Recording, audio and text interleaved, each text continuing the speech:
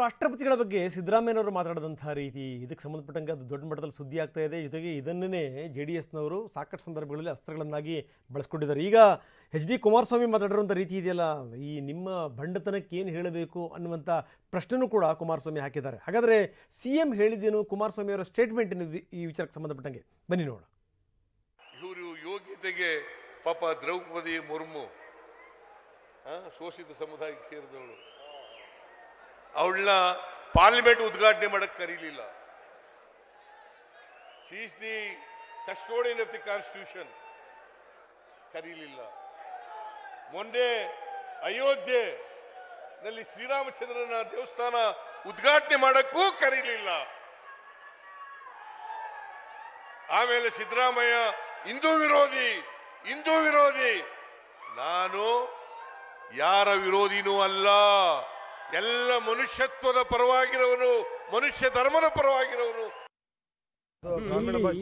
ಸಮರ್ಥನೆ ಕೊಡೋದು ಬೇರೆ, ಅವರು ಸಂವಿಧಾನದ ರಕ್ಷಕ ಅಂತಾರೆ, ಸಂವಿಧಾನ ತಜ್ಞ ಅಂತಾರೆ.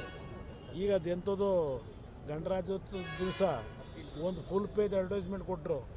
ಇಡೀ ರಾಜ್ಯದ ಜನತೆಗೆ, ಯುವ ಜನಾಂಗಕ್ಕೆ ತಿಳುವಳಿಕೆ ಮೂಡಿಸ್ತಕ್ಕಂಥದ್ದಕ್ಕೆ, ಸಂವಿಧಾನದ ಉಳಿಸ್ತಕ್ಕಂಥ ನಿಟ್ಟಿನಲ್ಲಿ ಸಂವಿಧಾನದ ಇರ್ತಕ್ಕಂಥ ಶಕ್ತಿಯ ಒಂದು ತಿಳುವಳಿಕೆ ಮೂಡಿಸ್ತಕ್ಕಂಥದ್ದಕ್ಕೆ ಪಾಪ ಈಗ ಒಂದು ತಿಂಗಳು ಆಂದೋಲನ ಶುರು ಮಾಡಿದ್ರಲ್ಲ, 16 ಕೋಟಿನೋ 18 ಕೋಟಿನೋ ಅದಕ್ಕೆ ರಿಲೀಸ್ ಮಾಡಿ ಈ ಸಂವಿಧಾನ ತಜ್ಞರು. ಒಬ್ಬ ಗೌರವಾನ್ವಿತ ರಾಷ್ಟ್ರಪತಿಗಳನ್ನು ಪ್ರಥಮ ಪ್ರಜೆ ಇದ್ದಾರೆ, ಅದು ಶೋಷಿತ ವರ್ಗದ ಸಮಾವೇಶ. ಅದು ಶೋಷಿತ ವರ್ಗದ ಸಮಾವೇಶದಲ್ಲಿ ಆಕ್ರೋಶಭರಿತರಾಗಿ ಶೋಷಿತ ಮಹಿಳೆ ಇವತ್ತು ಈ ದೇಶದಲ್ಲಿ BJPಯ ಸರ್ಕಾರದಲ್ಲಿ ರಾಷ್ಟ್ರಪತಿಗಳು ಮಾಡಿರ್ತಕ್ಕಂಥದ್ದೇನಿದೆ, ಇವತ್ತು ಆ ಶೋಷಿತ ವರ್ಗದ ಮಹಿಳೆ ಅಂತಕ್ಕಂಥ ಹೇಳಲ್ಲ ನಾನು.